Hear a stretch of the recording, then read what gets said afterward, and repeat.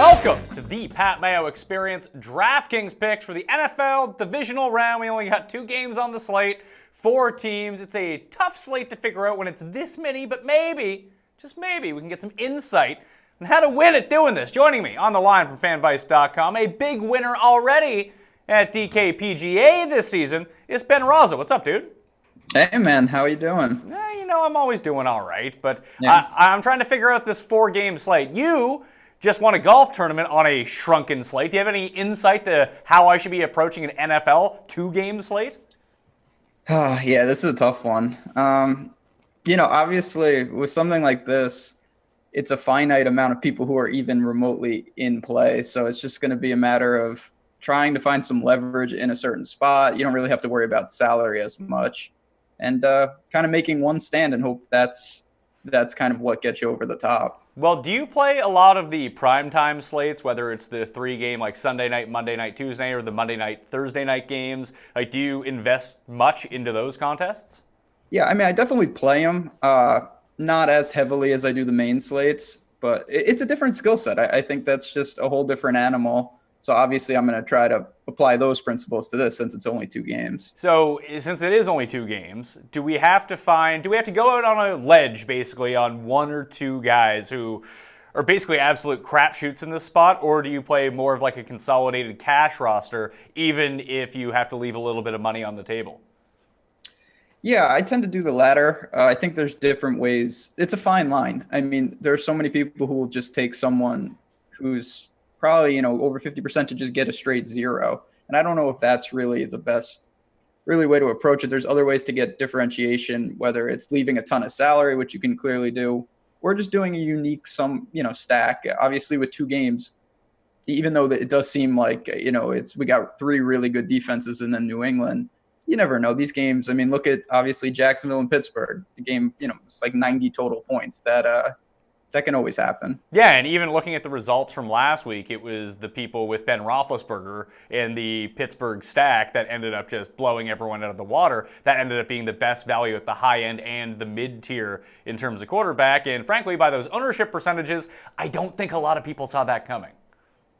No, definitely not. Yeah, and Vance McDonald, throw him in. Let's not go crazy with Vance McDonald. Viewers of the Pat Mayo Experience would know that someone was on Vance McDonald last week. That's right, in your wheelhouse. I know. I wish you had me on then. I could have used that tip because I had no Vance McDonald. That was not fun. Yeah, well, I did put it this way. I didn't expect him to get 10 catches or go for over 100 yards, but I thought he'd pay off his $2,500 salary. And it just made sense because I knew everyone was going to take Josh Hill. So it was like, who can I just pivot onto that has just as good of a chance to have a decent game? Turns out it was Vance McDonald. And Jacksonville struggles against the tight ends. Maybe there's a Gronk fella on this slate that you might want to look at. What actually are the few ways to differentiate just a little bit on a short slate? You mentioned leaving money off the table a little bit. What do you think the maximum number of dollars you would leave on the table in terms of your salary cap? For something like this, it's actually a lot. I wouldn't mind, upwards of even into the $1,500 to $2,000 range. If you like the team, if you think there's a different path, like, we'll talk about, you could load up on a certain game, or even if you stack a certain team, they're, like Jacksonville, for example, if you kind of fully stack them, you'd probably have some salary left over depending on who else you choose. That is a path to success. I'm not saying that they go out and put up a ton of points, but it's, it can happen.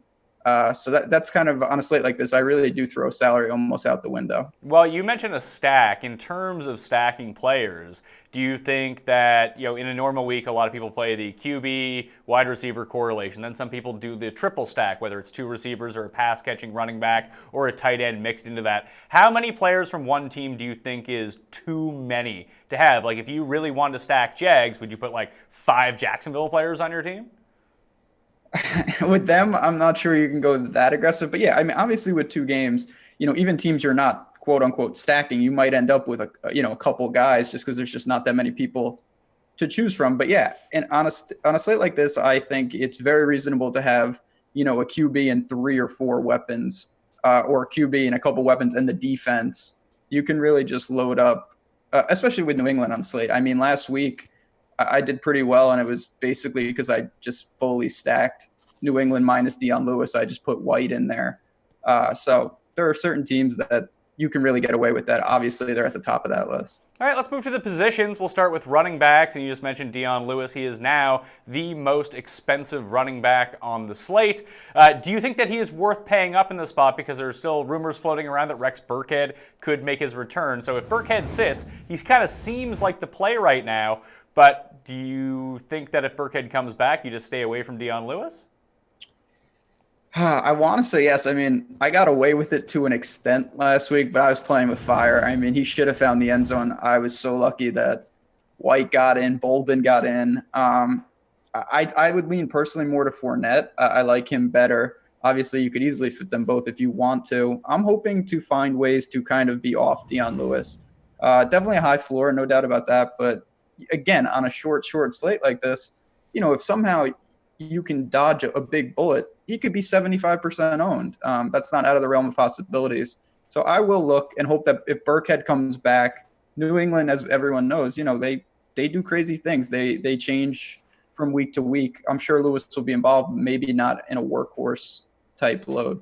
So you prefer Fournette over Lewis. Do you think that there's any way that, let's say Burkhead comes back, are you more inclined to take Burkhead at 5,400 over Lewis at 81, or even White down at 49? Yeah, that's something I would definitely, look into. It depends. If it's tough with doing, you never know exactly what they're trying to do. But if he's ready to go and he's going to get the snaps, I wouldn't be stunned. They split him out. They could get him involved. Jacksonville's defense, obviously, probably the best in the league. So they're going to have to find something. I'm not sure what they do. They always think of something, whether it's using White and them, to attack via the pass out of the backfield. But yeah, I would definitely look to that. He's got the questionable tag that always hinders ownership, even when the guy plays.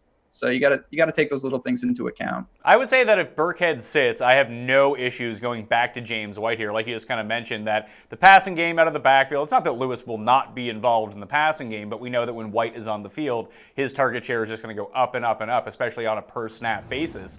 And with the pressure that Jacksonville can bring over and over and over, and we know we've seen Brady get rattled, especially when you can get right up the middle, move him off his spot. Those are the games where Brady has struggled the most historically in his career. So I can just see a lot of dump-offs to James White, and if it's only going to be $4,900, that is A, one of the running back spots filled for me, and it does save a substantial amount of money if I do want to pay up for an elite player at another position. Yeah, absolutely. I mean, as it's Jacksonville, so, I don't really expect them to go in and win, but they do have the blueprint that causes New England trouble. It's pressure without blitzing, right up the middle, force Brady off the spot, make him uncomfortable. And if that's the case, yeah, he obviously is not one. He doesn't love to stand in there. So I do expect a lot of dump offs, a lot of pressure release passes, and that feeds right into James White. And he's always, that guy gets more red zone targets for a guy who doesn't run the ball.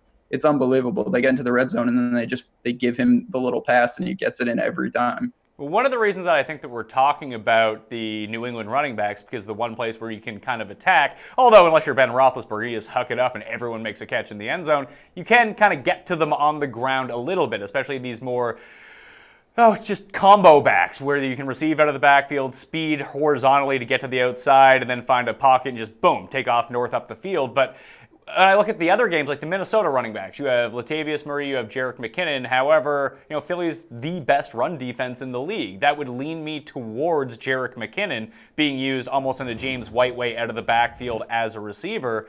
But I just really hate his touchdown equity. Every time they get in close, it's like, boom, let's give the ball to Latavius Murray. Yeah, that game, and again, it's two games, so you have to kind of expose yourself to both, but it's going to be tough sledding in Philly against that run defense. I mean, you just talked about it. When they get down there, McKinnon is phased out, and I don't know how many chances they really even have to get down there. I expect that game, like most, to be pretty low scoring. It's tough to make a case for either. I would also lean McKinnon, though. Just prefer him, out of the backfield catching passes. That really raises the floor in a hurry. Let's say Burkhead does end up playing, and that kind of decreases the ownership in terms of Dion Lewis. Does that make Fournette like 80% owned on this slate, as he's the only, I don't want to say he's the only horse in the Jacksonville backfield, because we saw Yeldon do a substantial amount of work. He did bang up his ankle last weekend. Who knows, Chris Ivory could end up being active for this game as well. But is he the only horse in like safe 20 touches out of the backfield that you actually see on this slate? Yeah, I think so. And he's going to be, I mean, ownership is going to be over the top astronomical. But he's the one guy I don't, regardless of, even if they fall way behind, he's going to get his touches. He'll get a handful of catches. Uh, Definitely volume secure with him. So if he is that secure in volume, would a gigantic and inflated ownership tag worry you about this? I mean, that's again, I'm going to be building a bunch of different teams, and there will be absolutely ones where I will fade him and just hope that he completely busts because you're just taking such a large percentage of the field, with him. And it's not out of the realm of possibilities. He is banged up. Maybe he is limited. Maybe he does just get totally phased out and they're playing from behind and they just have to start throwing immediately. So there would be no doubt where I'll have teams that are just Bortles, and then two of these fools who I can't even begin to get right, whether it's Hearns or Westbrook or Lee or Cole or somebody else, and just hope that kind of Jacksonville somehow gets lost and starts relying on the pass really heavily. Well, on certain teams, let's say the teams where you're fading Fournette, because I think a full fade would be just kind of ridiculous at this point, because we just talked about he is the full volume guy on this slate. But on the teams that you don't play Fournette, do you think that, especially if he's active, which he was last week, so you would assume he was, although he wasn't for the Bills game, does TJ Yeldon at his deflated salary make sense in a game where you fade Fournette, hopefully they fall behind and have to throw to their pass-catching running back? Yeah, I'm always for that. I mean, last week, it didn't really work how I planned it, but it didn't hurt me either. I faded Dion Lewis to an extent, and that means I loaded up on James White because I wanted the full leverage. My logic was that if Dion Lewis has a bad game, it's probably going to come at the benefit of James White. And it's kind of the same story. If Fournette really is truly phased out, that'll set the table for Yeldon to probably have a pretty solid game. You'd have to assume he's getting a ton of looks in the passing game. Switch to the Philadelphia running backs, and last week a lot of people put a substantial amount of ownership onto Jay Ajayi, and then were befuddled by the fact that he didn't get every carry, which never happens for Jay Ajayi and the Eagles' backfield. So you have Ajayi, he's fairly expensive. Blunt is less expensive, and then Corey Clement, who I thought he was one of the guys I talked up last week, ended up doing basically nothing. But he did get a goal line touch. The stupid Nelson Aguilar ran into him and basically made him fumble. So that pissed me off a little bit. But is there any one of the Philadelphia running backs that you can see rolling out through your lineups? Because we talk about Philly being a really good run defense, but so are the Vikings. Yeah, no, it's going to be tough sledding on both sides of that ball. Yeah, I was on you put me in the group that was all over Ajayi last week. I don't know. I thought he got hurt because I didn't understand why they didn't use him in that second quarter, but that's neither here nor there. I don't mind him again. He's not clearly his volume is not secure. He's going to get some touches, but on certain lineups, I probably will honestly just roll the dice with Blunt and just hope that he gets a couple of goal line touches. I mean, his price is so low that if he can just find the end zone, it's not going to kill you. And if he there is a chance they get down there a couple times, and both times they just have him punch it in. And you can kind of get a cheap 12 to 15 points with him, which would obviously be great. Well, I actually think, and I'm going to try it again now at $3,100, I think I'm probably going to go back to Corey Clement once again. He did have 5 catches last week. So in situations where they do have to pass the ball, and listen, he's still getting a few red zone looks. Like, they're not afraid to give him the ball. They seem terrified to give Ajayi the ball when they get within like 30 yards of the goal line. So if I'm going to have a $3,100 player that I don't want to say I can pencil him in for 5 receptions, I don't think you can do that, but that upside is on the table. So he has the potential to break a big one. He could do something in the return game, or he could just, listen, he got a carry from the 2-yard line last week. That could happen again. Man, maybe he doesn't get in, but this is what you're playing with on such a short slate.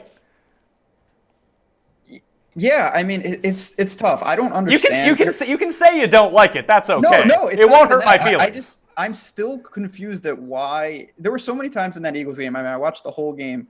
It wasn't Blunt, and then I would just be like, all right, great, it's Ajayi. And then it's not. It's just Clement. I don't understand why he gets the looks he does. But if they're going to continue with that type of script, then he is in play. I mean, obviously, and he's a huge risk because the volume is super minimal. But if he's going to continue to get third down, passing looks and possibly a couple of red zone looks at 3,100, he's more than, good enough for a dice roll.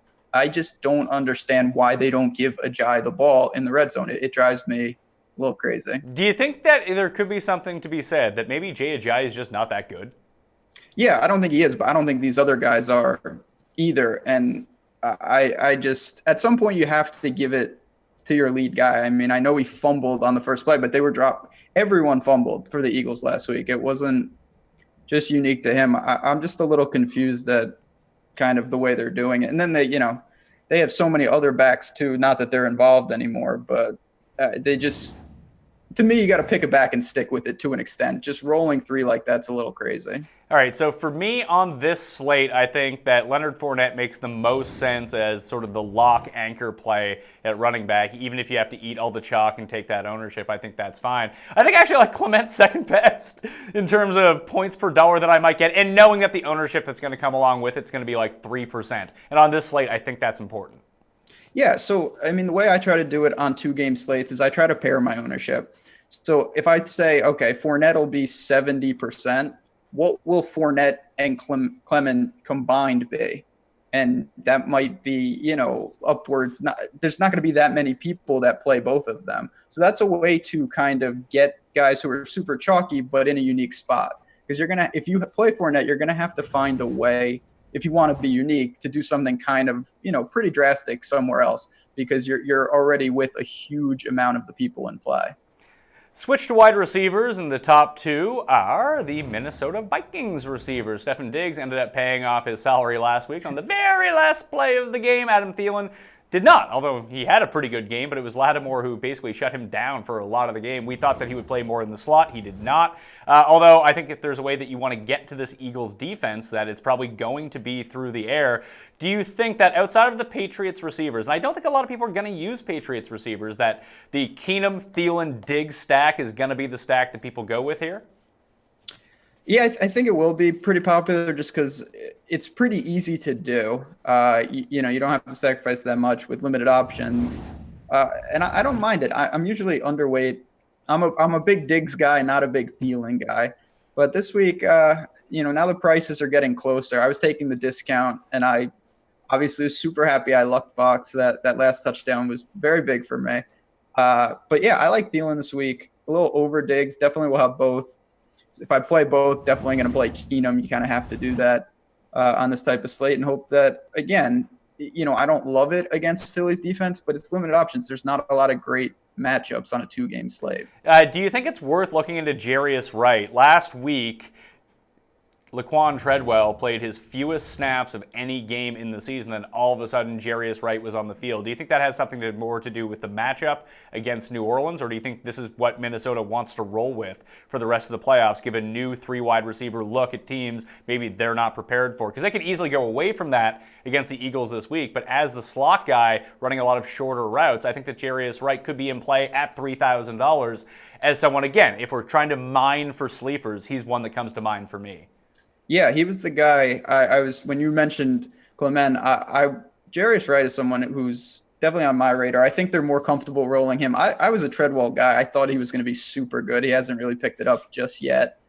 Still time, but I could see him having a decent game. You talked about it in the slot, getting some catches. He made a nice catch last week. So I don't mind that, again, for a min salary guy who, if you're doing a Viking stack, that's a way to be a little different. You could throw him in. You could pair him with one of the two big receivers and kind of hope that he holds his own.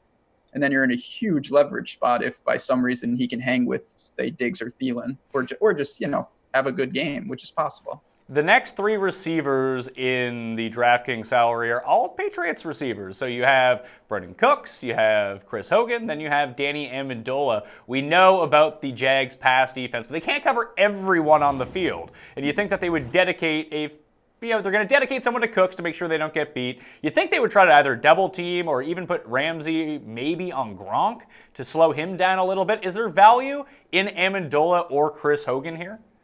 Yeah, I mean, Amendola seems in a vacuum as the obvious play. Now, just hold on one second with that. So if he seems like the obvious play, based on the week that he had last week, I think that he's going to end up being super popular just based off recency bias. So would the move to be to pivot onto Chris Hogan? Yeah, for me, I would have Hogan over Amendola. I get why people see it, and we did talk about, Brady kind of looks for those short passes, especially if he's under pressure. It all leads itself to Amendola. but it's the Patriots, and I've stuck with this the whole year. When you think you have them figured out, they do other things. Guys pop up. To me, Cooks is the guy I want above all of them. I think that he's primed, just waiting for that kind of, he has those games, 5 catches, like a $140 and a touchdown. And Jacksonville, I mean, they're incredible defense, but man, they showed last week they take some chances. They get beat over the top. So if the protection can hold up for Brady, I think Cooks and Hogan are actually the people I want when Amendola and Gronk will be the ones that are wildly owned. Philadelphia receivers, Aguilar comes in as more expensive than Alshon Jeffrey, $4,800 and $4,600. I can see this is where people go second after they take one of the high-end running backs and receivers. Then they drop all the way down. Like, hey, who's viable here at a decent price? It's one of these two guys. I prefer Jeffrey over Aguilar, but is there any merit to looking to some of the other guys on the Eagles roster if we're looking for sleepers, whether it be, Torrey Smith, because he can always end up having just one giant play. You saw Mac Hollins out on the field a lot more than at least than I expected during that Atlanta game. I don't know if that's going to translate over again, but if you're just looking to pop one of these guys, which Eagles receiver do you prefer? Yeah, I think I'm pretty much in line with you. I'd prefer Alshon. If I was taking a shot, it would be Torrey Smith, just because, if you get it right, it's a 60-yard touchdown a lot of the times.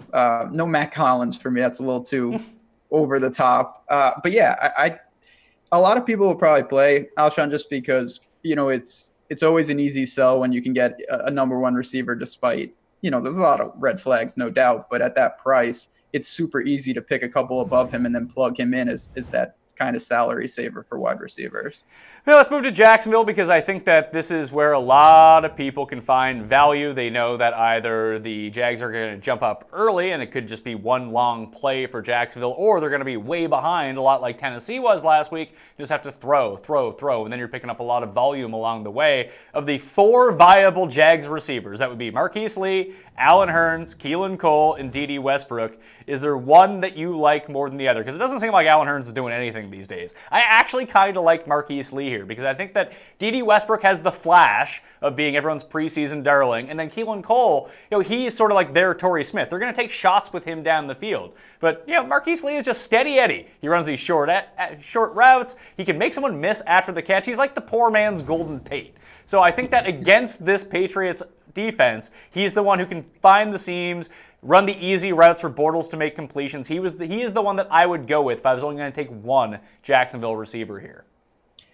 Yeah, if I was ranking them, factoring in everything, Marquise Lee would be 1. Hurns would be 2, just because of the salary. And then there would be Westbrook. Cole would be last. I don't really have any interest in him. I think Hurns is getting a pretty substantial discount, to the point where I don't think there's that big of drop-off. I mean, it's pretty muddied. Marquise Lee, to me, is pretty much the clear number 1, but he's priced like that. If you can get the Jacksonville wide receivers right this week, I think that is one of the on the short list of keys to success. It's very difficult, but man, they're going to be throwing. Bortles not going to be able to get away with what he's been doing. He's going to have to air it out a little more. So somebody's going to get the targets. I just am not sure who. Well, it's probably not going to be Marquise Lee. In the 3 games since he's come back from his ankle injury, he returned in Week 17, then the 2 playoff games, 5 targets, 1 target, 2 targets, a total of 4 catches. I know he's only $3,300, but I think I would pay the extra $1,000 just to get Lee. At least I know that he's going to see balls flying at his face at some point. Yeah, I don't know. I'm just a sucker for Hurns. I've used him in the past, and I keep waiting. I had exposure the last 2 weeks, obviously been going horribly wrong. But I don't really trust Cole and Westbrook. Like you said, he's overinflated because people love to play him. Lee's the guy that I'll probably pick, but there will definitely be teams that I have Bortles with a couple of them, and just hope that he truly, they abandon the run, or throw Yeldon in there too, and they kind of are just passing, early and often to kind of everyone on the field. So of all the wide receivers, who do you think should be the anchor play for most people? If they're going to go with Fournette at running back, and that's your volume guy, who is the Fournette of wide receiver this week? Is it Thielen?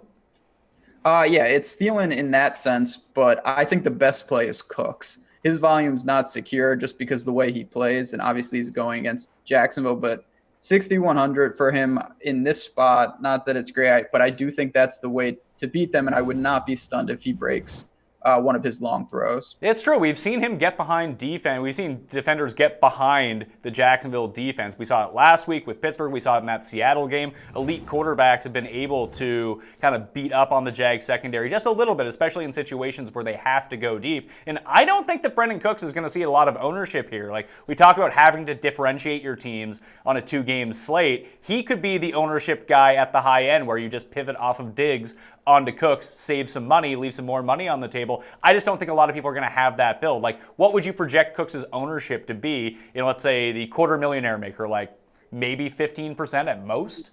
Yeah, I was going to say, 15 to 20%, which on a 2-game slate is a discount. Like, this isn't a normal slate where that's almost chalk. That would be really solid for GPPs. Tight ends, this is the spot where you can kind of get who you want. One of the ways to differentiate normally on a smaller slate, besides leaving money on the table, trying to use some $3,000 loser, is just play a tight end and play another tight end in the flex. And that actually seems like the viable move this week. Yeah, I mean, that's always a way to be a little different, is pair them up. It's not that it's tough because these weird Jags guys, I always look to them like Mercedes Lewis, and then it's always he doesn't score. Another random guy that I didn't know existed scores. Oh, how dare you not know about Ben Koyak? Yeah, and then there's another guy, O'Shaughnessy. Like, who's that? It's not even that you get the cheap. You got to get the right cheap Jags tight end. That's a little over the top for me, trying to pick between those three. Is there one that you would like? Is there any one of the Jags tight ends that you would use in your lineups? Because I think that Lewis does make the most sense, but if you're saying that the touchdown equity between the three of them is basically equal, I'd probably go with O'Shaughnessy, the new Irish. Now that Nick O'Leary is out of the playoffs, O'Shaughnessy is where you want to go. I would probably just go with Lewis and call it a day, just because it's not that he has to score. He could at least possibly catch a few balls outside of the end zone, where it seems like those other guys only exist on these weird plays where they're wide open and Bortles can make that throw. But up top, I'm not going to do too much craziness. I think it's pretty safe up top, obviously. Get Gronk if you can. Take Ertz. Rudolph is another viable option. That's about it. Yeah, well, there is the top three at tight end, and those are the ones that we really need to focus on. But which one is the best option? You got Gronk at $7,900. You got Ertz at $53. That's a big discount in price coming off of that. Then Kyle Rudolph is $45. I actually liked Rudolph a lot last week. It didn't really come to fruition. But Gronk, and I take a look at him, I mean, he's telling kids not to eat Tide packets. He's everywhere, and you know that there's a spot that Jacksonville is weak on unless they change how they run their defense. It usually is against tight ends. Like, is Gronk the Fournette of tight ends here? You just have to take him? Yeah, again, he's definitely the guy. The volume is going to be there, but I think that he's such a hybrid that the Jacksonville being weak against tight ends doesn't really stand, because they're going to allocate someone like Ramsey to him. And not that that can slow him down, but it gives it a viable, decision because of the big discount. Like, I lean Ertz over him if you're factoring salary, because I think that Cooks and Hogan is actually the interesting stack from the Patriots that I want to go to. Obviously, I'm not saying full fade Gronk, but at that price, I don't think it's a slam dunk that he just dismantles Jacksonville.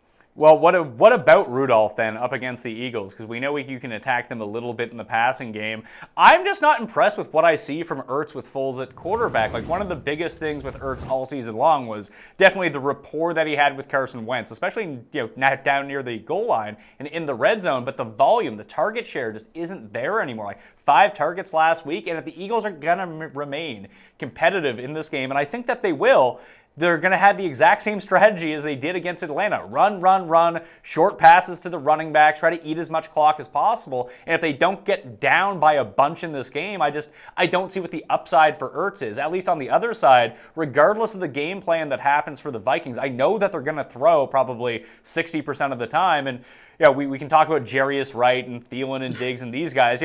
Kyle Rudolph is still the guy that he looks for inside the 20-yard line. Yeah, no, red zone, I definitely would give that to Rudolph. The thing I like about Ertz, though, is just he'll be a little more involved, up and down the field, where Rudolph can not get phased out. It's just there's a lot of guys in front of him. Definitely, yeah, the whole thing with Philly has changed. There's no doubt, but I think this game is going to put a little more pressure on Foles to kind of throw the ball. And when he does, he's looking for Ertz. There's no doubt in the pressure situations. So 5,300, hope he finds the end zone. It's basically just a play that if I'm playing Ertz, I'm banking. I'm not really worried about Rudolph as much as Gronk. I'm banking that, point per dollar that Ertz can somehow outscore Gronk. I think in a lot of my lineups, I'll just be using Gronk at the tight end spot, and then in the flex, I'll be using Rudolph, or potentially Ertz, depending on how much salary I have, but pair two of those tight ends together. Or I'll just roll the dice on O'Shaughnessy and see how it goes. That's another solution. Just, go full, just O'Shaughnessy and call it a day and hope all of them bust. But yeah, I mean, pairing up two tight ends is always a way to be different. A lot of people don't do that. And on a slate like this, I actually think it's really not going to be popular. So definitely viable. And it's weird because there are 3 clear-cut options at the position that that are going to be involved. It really does seem like if there was ever a week to use a tight end in your flex, this would be the week. Yeah, no, it lends itself to that. I just, I haven't gotten too deep into roster construction, but I just have a feeling that people are going to, obviously Gronk will be the most popular, just kind of plug him in and build around. I expect a lot of people to use wide receiver in the flex. There's just a million options, a lot of cheap flyers that I expect that to be a pretty popular build. So if you can take, Gronk, and then if Rudolph finds the end zone and Gronk does what he normally does, you're going to, again, have a big leverage spot, which is all you're really looking for on a 2-game slate. Quarterbacks, Brady comes in as the clear-cut number 1 here, followed by the other guys who, well, I guess Bortles has a good matchup, but the other two don't in the other game. Is there a way to specifically play quarterback? Is Brady the lock? You have to play Brady, or do you take the discount with Bortles and hope you get some fade Fournette, take the receiving core, even just play naked Bortles and hope that 3 touchdowns just filter through him? Yeah, I mean, I don't think by any stretch Brady's a lock to plug him in. He's the quote unquote Fournette of that group. He'll have a floor, no doubt. But give me Bortles at 5K. Can run a little. He's going to be forced to throw. Interceptions don't really hurt you, honestly. If he has a garbage game where he throws 4 picks, he might get a couple of touchdowns too. And that we've seen that time and time again where, give me 40 attempts from him and I'll take my chances at 5K. So you prefer the 5K Bortles to the $6,600 Keenum, because I can see a situation where, and we saw Drew Brees pick apart the Vikings defense a little bit, and I'm not going to say that Nick Foles is Drew Brees because he ain't, but no one's going to use Foles on this slate. I think that people will see the New England matchup, talk themselves into Bortles, but we know Bortles is one play away from being full Bortles, and it doesn't go well. Do you think that at probably, I want to say, a third of the ownership, potentially a fourth of the ownership, that Foles would be the way to go over Blake Bortles? Yeah, I mean, Bortles is, in my opinion, going to be the second most popular quarterback. He might be the most popular. See, that's absurd. I really hope that's not the case. That would make me sad because, oh God, because I'm going to be on that train. And popular Blake Bortles is a recipe for disaster. If that's the case, obviously as we get closer to Sunday, if it really does, if you're talking about a quarter of the ownership on Foles, then I will roll some there, and pair him up with, a Torrey Smith and an Ertz or Alshon and a couple guys and see if Clement. They can go. Yeah, Clement. There we go. Corey Clement and him. That you want a unique build. Just you compare those two and then pick who you want because that will be unique. I actually did mean to throw this out here to you in the tight end. We can talk about it with Foles. If there was a way to get away from ownership on this slate, is there any merit to using Foles and Trey Burton together and just hope he scores a touchdown? Or is that too much?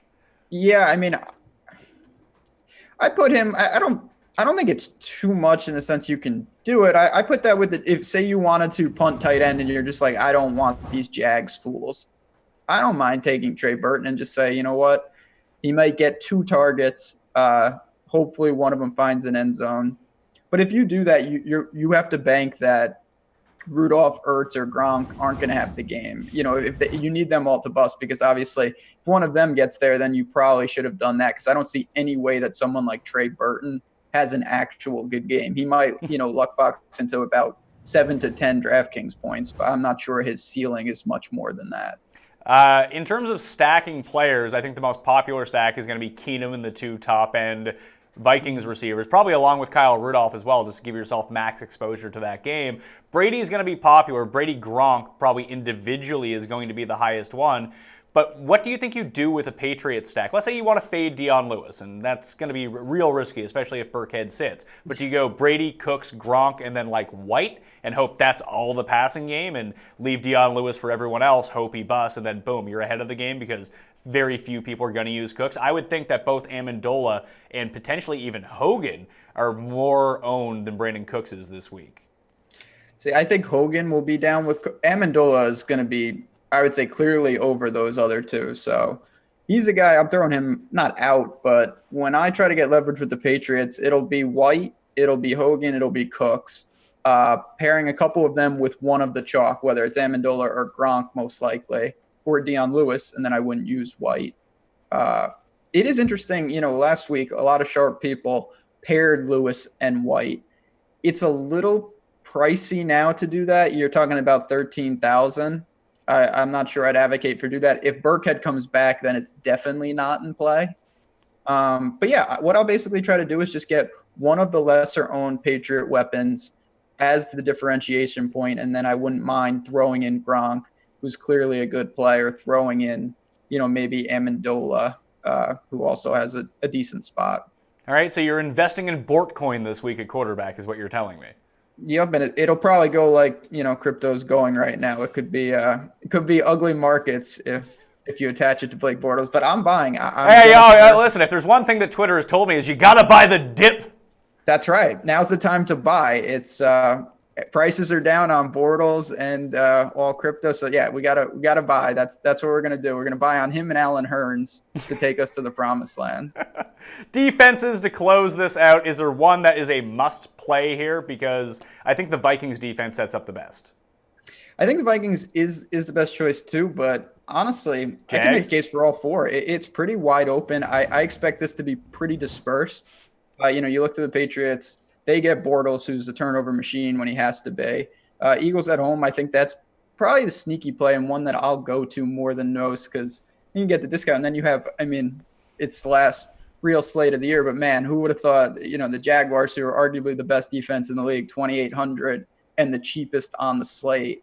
I wouldn't be stunned to see them get after Brady. I don't really like it. I would prefer to pay up for the Eagles, or just if you have it, I think the Vikings is the best overall play. Do you think that the Vikings' defensive ownership will end up being down because at $3,800 they're way more expensive than everyone else?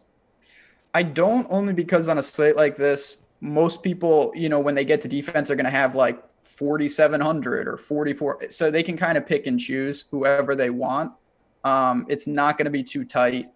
It usually doesn't on a short slate like this. So I think people will mostly pick them, but there's a lot of reasonable choices. I don't think anyone's over the top in terms of ownership. All right, so if there's not one in terms of ownership that's over the top, and we kind of agree that the Vikings are probably the best play, but the gap between 1 and 4 is not substantial, do you just go with the cheapest one with the Jags, or do you just say, hey, I'm going to try to project out what the ownership is going to be for each of these four, which is really difficult to do, especially at defense, and just take the one who's the lesser owned and hope it works out? Yeah, it's tough to do that on something like this. For me, I'm like I said, I think the Eagles is the interesting. I do feel that they'll probably be, I want to say, the least owned, and they're at home in a spot. Keenum's good, but I don't think he's immune to. He threw a couple dangerously insane passes in that game, so I'm just gonna look for a spot there. I think New England's got the upside because they have Bortles that they're going against. Yeah, it really does lend itself. I could really make a case and feel pretty comfortable with any of the four. It'll just depend. Also, you got to see who you do. Obviously, you can play your defense against guys in something like this, but I wouldn't advocate, stacking a full team and then having the opponent's defense. That's a little aggressive. Yeah, yes, I can see that. But hey, being aggressive with this sort of slate is exactly how I think you do want to play it, though. You shoot for the moon with this one. Are you a Hearts player by chance? I know the game. Queen, don't get the Queen of Spades or shoot the moon. Yeah, you see, it's about shooting the moon when it comes to this. Now, most people in Hearts, when they try to shoot the moon, just end up absorbing 24 points instead of giving everyone else 26. The time that it works, you create such a big impact on the game that you basically win if you can pull it off on the first try that you do in any sort of game. I think that's how I want to play this 2-game slate. I'm going to either shoot the moon, I'm going to come first, or I'm going to come last, and Well, I probably won't come first, but it's more reasonable that I will come last. But, I'll come third or I'll come last, something like that. But I do want to give myself, the guys, like I mentioned, like Jarius Wright, if it's Jags defense, I'm going to roll out the Jags defense. Because I think that if all things being equal, yes, the Patriots are going against Bortles, and that could pay off with interceptions, then you hope that one is returned to the house. At least with the Jags defense, I know that they're going to get pressure on Brady, and that could lead to more sacks, a more stable base, and just more opportunity with those pressures to create pick sixes and big numbers on the board, where the Patriots defense is, bend but don't break, but they're not really out there causing turnovers. They let turnovers come to them, and I don't want to play that game. Yeah, no, Patriots defense is a little safer, there's no doubt, because they're gonna get theirs. But the Jags just find a way to score. I mean, every week, even last week, they gave up a boatload of points, but they did find the end zone. So they're a risk reward, and that is the way to do it. I mean, you got to go for it. Picking a pretty conservative lineup that's going to have everyone over like 40% ownership. First of all, you're going to be chopping with like 50 people. And second of all, that's just not what you got to do. You got to pick the right blend of those really, somewhat risky, low volume, high upside plays. And like you said, try to use the hearts reference. Yeah, try to shoot the moon and see what happens. All right. Ben Rasa, check him out on Twitter at JazzRazDFS. Ben, let us know what is going on right now over at fanvice.com. Yeah, so golf is slowly but surely. We're in the swing of it, which is awesome. Really excited for this year. Started out good thanks to the Pat Mayo bump. Every time I come on for golf, good things happen. Obviously we got NFL winding down, but we NBA and we got our baseball guys already planning the year. That is certainly not my forte, but we have a really good team for baseball. So come check us out. Obviously, always welcome to give us a try, and hope you'll stop on by. I'm Pat Mayo. You can follow me on Twitter, Instagram, and Facebook at the PME. You should subscribe to the Pat Mayo Experience for audio versions on iTunes, Stitcher, and Google Play, plus iHeartRadio, TuneIn, and Spotify. So get on that. If you're not subscribed, please rate and review. Always 5 stars. These 1-star reviews hurt my heart, so please do not do that. For the video version, you can check me out on the DraftKings YouTube page and on the DK Live app. My cheat sheet will be up on DKPlaybook.com. I'm Pat Mayo. Good luck with the final 2-game slate of this NFL season. Hope you win some cash. I'll see you next time.